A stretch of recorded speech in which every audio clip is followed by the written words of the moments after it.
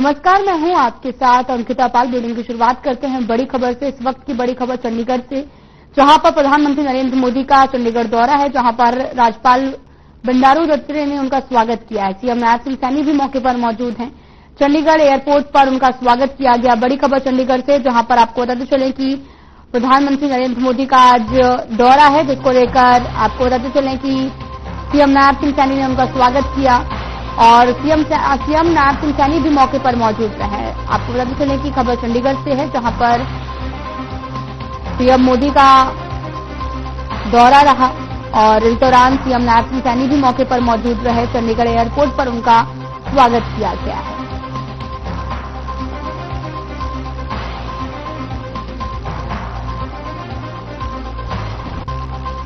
बड़ी खबर है, जहां पर आपको बताते चले कि सीएम नैब सिंह सैनी भी मौके पर मौजूद हैं।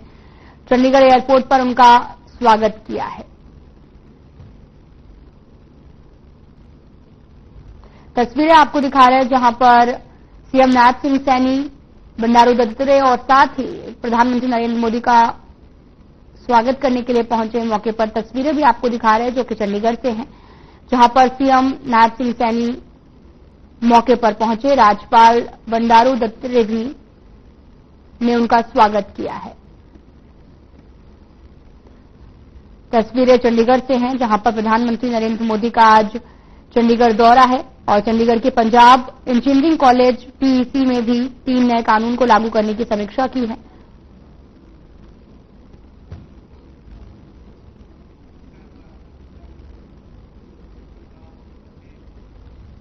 चरखी दादरी बस स्टैंड क्षेत्र में सीवर व्यवस्था का बहुत बुरा हाल है।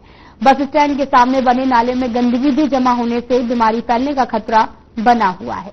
दादरी विधायक सुनील सागवान के पिता और पूर्व सहकारिता मंत्री सतपाल सागवान ने सीवर व्यवस्था का जायजा लिया। उन्होंने कहा कि बस स्टैंड के सामने पिछले काफी समय से गंदगी के कारण बहुत बुरा हाल है, जिसको लेकर नगर परिषद चेयरमैन बख्शीराम सैनी और रोडवेज महाप्रबंधक नवीन शर्मा को भी अवगत कराया गया है और 1 सप्ताह में समाधान करने का आश्वासन दिया गया।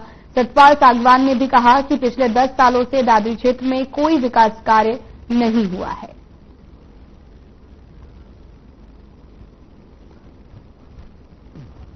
बात बहुत खराब है। इतना गंदा नाला मैंने अपनी जिंदगी में नहीं देखा। मैंने जीएम रोडवेज को, नवीन जी को और बख्शी थानी चेयरमैन को भी दिन 7 डेज जो हमें ये नाला टनाटन हो जाना चाहिए, नहीं तो it is not good for UP पर। यही कहता हूँ मैं, अच्छी बात नहीं है। इतना बुरा हाल करा करते हैं कभी तो ये बुरा हाल आज के दिन देखो, इसके देख भी नहीं सकता आदमी। चारों तरफ से गंदगी फैली पड़ी है। जल्दी ये वादा करा कि हम तैयार करते हैं। मेरा बेटा का 1.5 होया, 10 साल तक दादी की बीसी पैर रखी है नौकरा। मेरा बेटा 1.5 महीना से, और हम तो लगे हुए दिन रात कर। तो हालत जो क्रिएट कर रखी है ये अच्छी नहीं है। मेरे बेटे ने उसके चीफ मिनिस्टर से बात की है और उन्होंने इनको विश्वास दिलाया कि जल्दी सीवर सिस्टम ठीक करें। जो मेन रोड है उस रोड के साथ नाला बना हुआ है, बस स्टैंड परमिशन भी नहीं है। उसके बावजूद भी वो नाले का जो स्लैब टूटा हुआ है, उसके रिगार्डिंग मेरी चेयरमैन साहब से जो बात हुई है, उन्होंने आश्वासन दिया है कि इसकी जो साइड की जो है वो हटवाने के बाद वो स्लैब डलवा देंगे। उन्होंने ये डायरेक्शन दिया है जी साहब इसको जल्दी कराओ। मैंने भी उनको बताया है, मेरी चेयरमैन साहब से बात हुई है, उन्होंने भी आश्वासन दिया है इसको जल्दी ही इसका सॉर्ट आउट कर देंगे।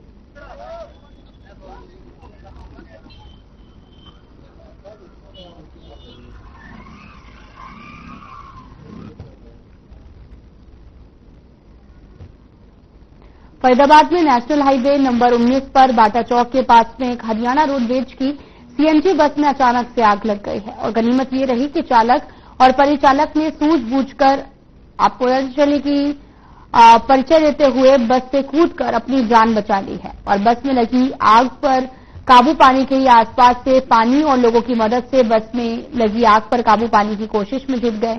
बस चालक नवीन ने बताया कि कुछ दूर चलते ही अचानक से बस के पीछे से उन्हें आग की लपटें और धुआं दिखाई दिया, जिसके चलते उन्होंने बस को रोक दिया और बस में लगी आग पर काबू पाने के लिए पास के ही मंदिर से पानी लेकर आग पर काबू पाने की कोशिश की गई। इसी दौरान किसी ने फायर ब्रिगेड को इसकी सूचना दी, जिसके चलते फायर ब्रिगेड भी समय रहते मौके पर पहुंच गए और आग पर काबू पा लिया है। चालक नवीन ने बताया कि उनकी बस में कोई भी सवारी नहीं थी। यदि सवारी होती तो शायद आग लगने के चलते बड़ा हादसा हो सकता था।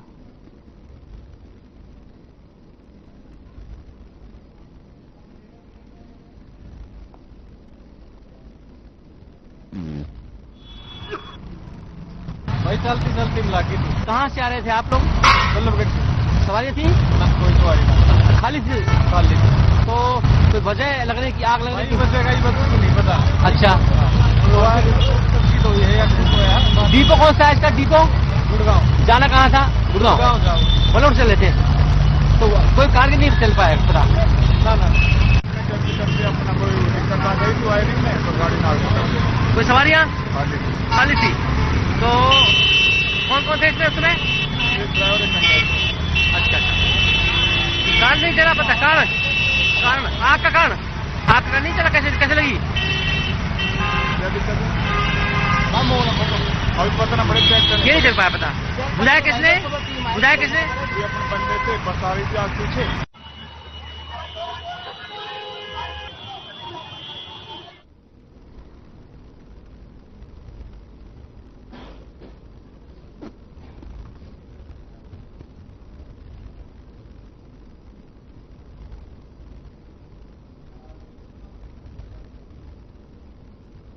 हरियाणा के कृषि मंत्री श्याम सिंह राणा ने कहा कि पैदल जाने से किसी को नहीं रोका जाता, लेकिन ट्रैक्टर ट्रॉली को लेकर जाने या फिर रास्ता रोकना कानून व्यवस्था का उल्लंघन होगा। किसान नेता श्रवण सिंह पंढेर की तरफ से उनका नाम लिए जाने पर श्याम सिंह राणा ने कहा कि पैदल जाने के लिए किसी को इनकार ही नहीं है। हजारों लोग पैदल जाते हैं, किसान भी जा सकते हैं, लेकिन रास्ता रोकने की अनुमति नहीं की जा सकती है। साथ ही किसानों को बातचीत के लिए बुलाने के लिए उन्होंने कहा कि अगर सरकार बातचीत के लिए बुलाएगी तो सबको जानकारी मिल जाएगी। वहीं दिल्ली कूच करने और जत्थों का नाम शहीदी जत्था रखने पर राणा ने कहा कि किसानों का फैसला है और कोई भी नाम रखे। कि हरियाणा तो कानून व्यवस्था को बिगड़ने नहीं देगा किसी भी कीमत पे, और मैं समझता हूं दिल्ली जाने का कोई औचित्य भी नहीं है। अपने अपने प्रदेश में अपनी सरकारों से बात करें तो दिक्कतें दूर हो जाती हैं उनकी। वहां हमारे प्रदेश में हमारे सीएम साहब ने सारे किसानों की समस्याओं को सॉल्व कर दिया। 24 फसलें हम रेट पे खरीदते हैं, जिसमें से 3 फसलों की बात आई थी, वो अगर कोई किसान बोएगा तो वो भी खरीद लेंगे। नहीं, देखिए, प्रधानमंत्री जी की सुरक्षा का जिम्मा तो प्रदेश सरकार का ही है। हर तरह से सारी व्यवस्थाएं ठीक करना रखना वो तो करेगी सरकार। तो किसी तरह के कोई कानून व्यवस्था ना बिगड़े, ये हमेशा सरकार सोचती है और इस वक्त काम करेगी। खबर सिरसा से है, जहां पर डबवाली पुलिस अधीक्षक सिद्धांत जैन ने बताया कि डबवाली क्षेत्र में कई दिनों से खेतों में वन्य जीव जैसे गौ हत्या की वारदातें सामने आ रही हैं। गांव गंगा और गिद्दरखेड़ा के खेतों में नीलगाय और गौ हत्या की वारदात को सुलझाने के लिए उप पुलिस अधीक्षक कलावली राजीव कुमार के नेतृत्व में सीआईए डबवाली और साथ ही CIA Kalanwali anti narcotic cell Dabwali, cyber cell Dabwali, थाना सदर डबवाली और साथ ही पुलिस चौकी की 6 टीमें गठित की गई। जो गठित की गई टीमों ने अपने महत्वपूर्ण गुप्त सुराग जुटाते हुए मोटरसाइकिल सहित 2 आरोपियों को काबू करने में सफलता हासिल की, जिनकी पहचान आरएफ अली और इमदाद नवा गांव, जिला हनुमानगढ़, राजस्थान के रूप में हुई है।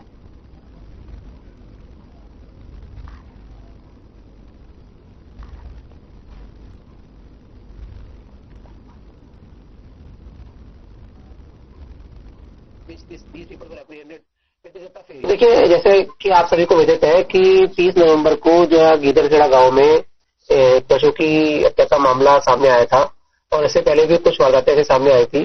तो स्थानीय लोगों में थोड़ा रोष था कि भाई इस प्रकार की वारदातें हो रही हैं, तो इसके संबंध में कुछ लोगों ने ज्ञापन भी दिया और अपनी बात भी रखी।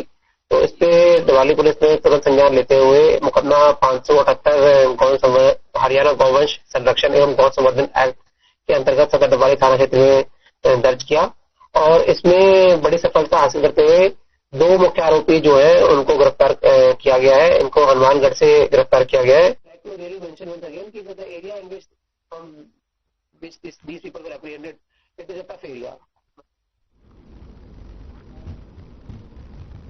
खबर बहादुरगढ़ से है, जहां पर नगर परिषद से पेमेंट न मिलने पर ठेकेदारों ने काम करना बंद कर दिया है। भूत सदस्यों से लेकर प्रशासनिक अधिकारियों, वाइस चेयरमैन और चेयरपर्सन से तालमेल लगभग पूरी तरह से खत्म हो गया। दरअसल नगर परिषद के ठेकेदारों को पिछले 7 महीनों से पेमेंट नहीं मिला। तकरीबन 10 करोड़ रुपए के कामों की पेमेंट ठेकेदारों की नगर परिषद से लेनी है, लेकिन अधिकारी और चेयरपर्सन उन्हें दर दर की ठोकरें खाने पर मजबूर कर रहे हैं। नगर परिषद में पेमेंट अप्रूवल कमेटी की बैठक में ठेकेदारों के कामों के बदले पेमेंट अप्रूव की जाती है, लेकिन पेमेंट अप्रूवल कमेटी की बैठक ही पिछले 6 महीने से नहीं हो पाई है। इस पूरे मामले को लेकर वाइस चेयरमैन और ठेकेदारों ने क्या कहा, आपको सुनाते हैं।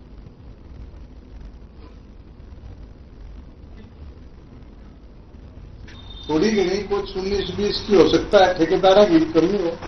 बाकी चेयरमैन भी अपनी जगह थे, लेकिन चेयरमैन के जो गिर्द है ना, वे लोग उसको बेचारी को चलने नहीं, मतलब एक सक्षम होते हुए भी उसको असक्षम करने की कोशिश कर रहा है। कौन कर रहा है? इतना ही कहना। कौन कर रहा है? वो बाहर का दिक्कत नहीं सकता, घर के आदमी। घर के मतलब पार्टी के या घर परिवार के? घर के परिवार के, पार्टी के कौन करेगा? पार्टी कौन कराया भाई? देखो जी, पिछले 7 महीने से जो ठेकेदार साथी है उन्होंने पिछले जो काम कर रहे थे वो आज तक मीटिंग नहीं हुई है यहाँ पर पेमेंट अप्रूवल की गई। और इस विषय में हम कई बार लेकर एक्शन साहब से मिल लिए, और दिवाली से पहले भी हम डीएमसी साहब से भी मिले और सरोज मैडम से मिल लिए, डीओ साहब से भी मिले, लेकिन एक्शन चेयरपर्सन का नाम ले देता है, डीएमसी बोला मैं ईओ साहब से, इधर के उधर कह देते हैं, समाधान कोई नहीं करता। अभी चेयरमैन मैडम ने एक लेटर मीटिंग के लिए लिखा था, उस दिन में छुट्टी पे था, उनको अवगत करा दिया गया था। और इस बारे में कुछ टेक्निकली जो लिस्ट बनी है, टेक्निकली हमारे अधिकारी है, कार्यकारी अभियंता, उनसे एक रिपोर्ट मांगी गई है, और उस रिपोर्ट के उपरांत प्रधान मैडम को हम आगामी मीटिंग के लिए प्रेषित कर देंगे। तो जैसे ही वो डेट डिसाइड होंगे, और उनमें एक मेंबर है हमारे वाइस चेयरमैन जी, उनको भी हम भेज देंगे। तो जैसा चेयरमैन मैडम अपनी अध्यक्षता में मीटिंग कराएंगे, उस लिस्ट और टेक्निकली रिपोर्ट के आधार पे हम शीघ्र अगली मीटिंग।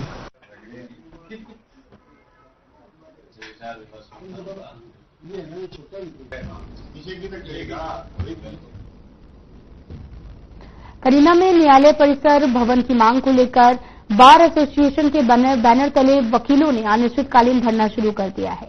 बार एसोसिएशन के बैनर तले वकीलों ने सोमवार को धरने के साथ में वर्क सस्पेंड भी कर रखा है। करीना बार एसोसिएशन के वकीलों ने बताया कि 2016 में उपमंडल स्तरीय कोर्ट शुरू किया गया था। 8 साल की अवधि में केवल लघु सचिवालय भवन का निर्माण कार्य पूरा होने को, जबकि कोर्ट भवन में वकीलों के चैम्बर का कार्य आज तक शुरू नहीं किया गया। वकील टीन शेड में बैठने को मजबूर हैं, जिससे वकीलों को परेशानियों का सामना करना पड़ रहा है।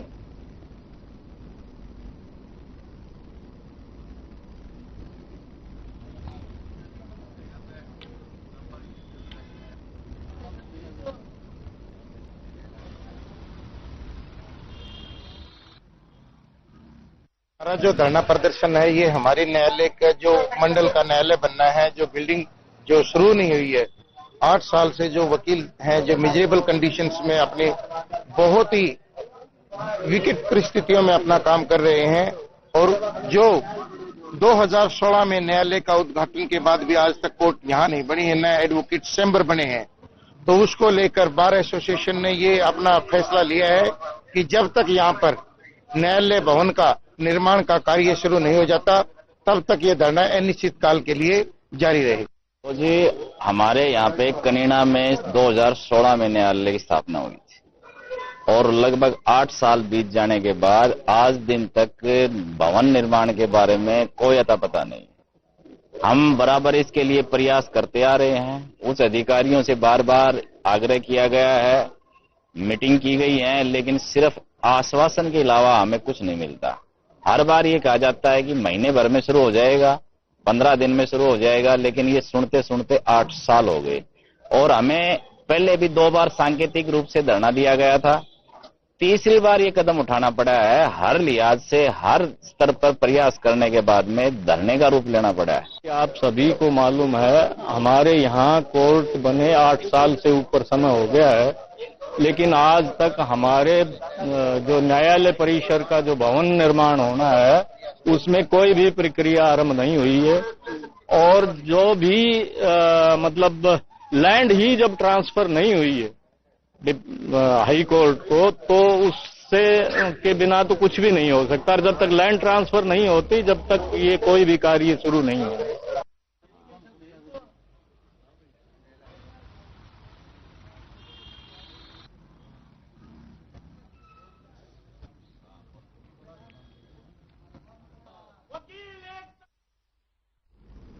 अगली खबर सिरसा से है, जहां पर लक्कड़ मंडी में मजदूरों ने कामकाज बंद कर दिया है। आरा मालिकों के खिलाफ प्रदर्शन किया है। मजदूरों ने अपनी मांगे लक्कड़ आरा का चला रहे हैं और आरा संचालकों ने भी सामने रखी हैं। मजदूरों का कहना है कि उनके ओवर टाइम करवाया जाता है, उन्हें अपनी मेहनताना का सही वेतन नहीं दिया जा रहा है, साथ ही उन्हें संडे की भी छुट्टी नहीं मिलती है और इन सबसे मजदूर जो है वो काफी ज्यादा परेशान है। मजदूरों ने चेतावनी दी कि अगर उनकी मांगे नहीं सुनी गई तो वो कल से कोई काम नहीं करने देंगे और करेंगे और जमकर प्रदर्शन भी करेंगे।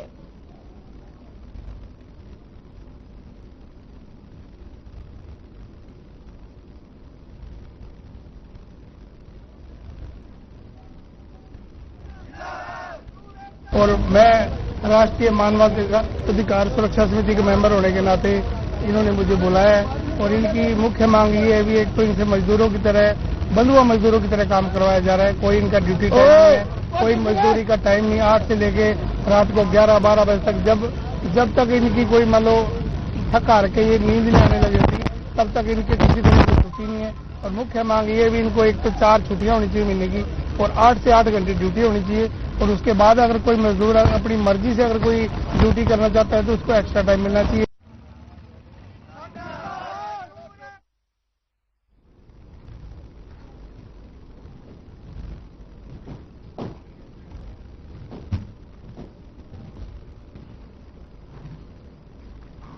नारायणगढ़ पुलिस अधीक्षक ने लोगों से अपील की है और अपील करते हुए कहा कि सड़क किनारे आपको रद्द चले की लगातार तमाम तरह की पुलिस अधीक्षक से अपील की गई है और साथ ही आपको ये भी बताते चलें कि लगातार तमाम तरह की अपीलें की जा रही हैं। पुलिस अधीक्षक ने लोगों से अपील की कि बहुत ज्यादा धुंध हो रही जिसकी वजह से आप सड़क पर ना टहलें, ना वॉक करें, पार्कों का इस्तेमाल करें। पुलिस अधीक्षक ने लोगों से अपील की है और सड़क किनारे दौड़ लगाना, सैर करना जानलेवा साबित हो सकता है। सड़कों की बजाय खेल स्टेडियम और पार्कों का इस्तेमाल करने की अपील की। साथ ही पुलिस उप अधीक्षक सुरेश कुमार ने सर्दी के मौसम में धुंध कोहरे को लेकर सड़कों के किनारे दौड़ लगाने वाले, सैर करने वालों को सावधान करते हुए कहा कि ये उनके लिए जानलेवा साबित हो सकता है, इसलिए खिलाड़ी और सुबह शाम सैर करने वाले लोग सड़कों की बजाय खेल स्टेडियम या फिर पार्क इत्यादि का उपयोग करें। और सर्दी के मौसम में धुंध और कोहरे की वजह से विजिबिलिटी काफी कम होती है, जिस कारण दुर्घटना होने का खतरा बना रहता है।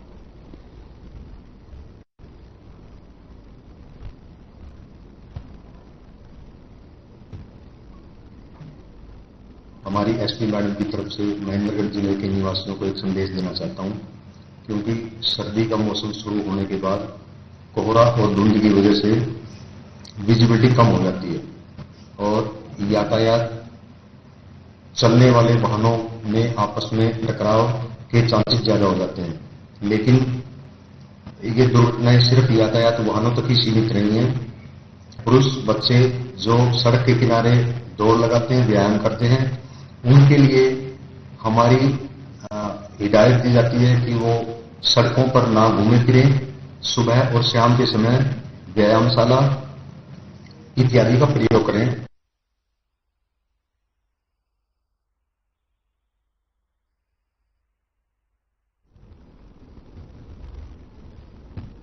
दिसंबर महीना शुरू हो चुका है, फिर भी मौसम में 1.5 डिग्री गिरावट दर्ज की गई है। भिवानी क्षेत्र की बात करें तो अधिकतम तापमान 25 डिग्री, न्यूनतम तापमान 10 डिग्री के पास दर्ज किया जा रहा है। जानकारी देते हुए मौसम विशेषज्ञ ने बताया कि फिलहाल मौसम शुष्क रहने की संभावना है, वहीं अगले 3-4 रोज पश्चिमी विक्षोभ का असर देखने को मिलेगा, जिसके चलते कुछ जगहों पर बादल के साथ हल्की बूंदाबांदी होने की संभावना दर्ज की गई है।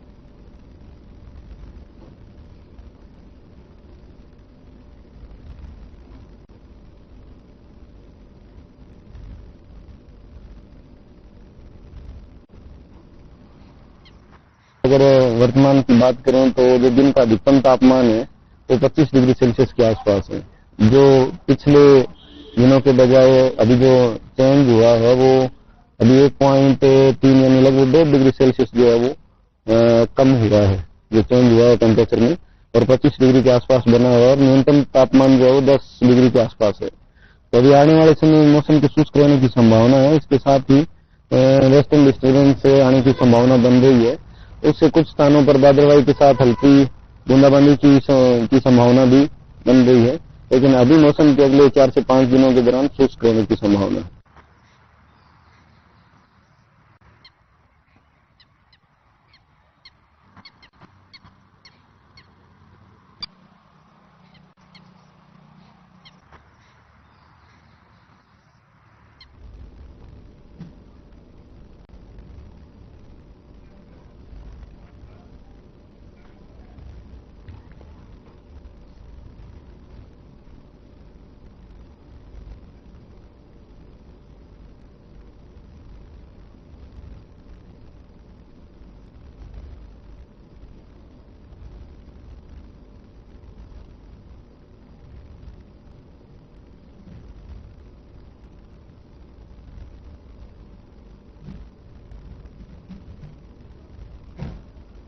आपको बताते चले कि कुछ जगह पर बादल छाए रहने की संभावना जताई गई है।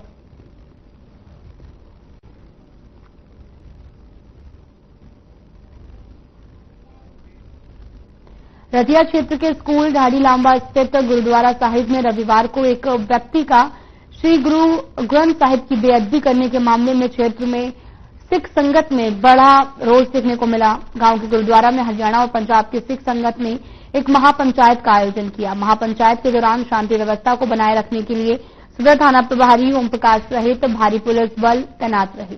साथ ही आरोपी को सिख समाज के घासवा गांव से दबोचा गया। गुस्साई सिख संगत ने उसकी पिटाई करके उसको गुरुद्वारा साहिब में लेकर आए, लेकिन वहां पर मौजूद पुलिस टीम ने उसे अपने कब्जे में लेकर एक कमरे में बंद कर दिया। आरोपी की पहचान जाखल के शकरपुरा निवासी विजय के रूप में हुई है। आरोपी को गुरुद्वारे में जैसे ही पुलिस टीम ने अपने कब्जे में लेकर एक कमरे में बिठाया तो सिख संगत में रोष फैल गया।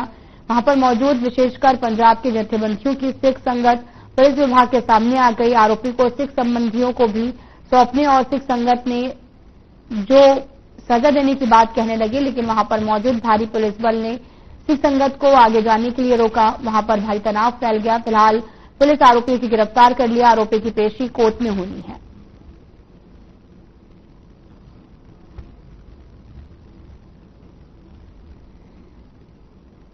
कल जो गांव है, जो हमारे पुरानी स्कूल डानी है, लांबा गांव की पंचायत का ये पार्ट है, इसके अंदर विजय कुमार नाम का व्यक्ति था।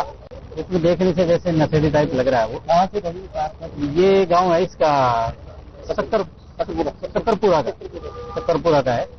वो आया था इसमें, तो उसने गुरु ग्रंथ साहिब की जो एक पेज वगैरह फाड़ा बेअदबी करी है, आया चोरी के इरादे से ही था।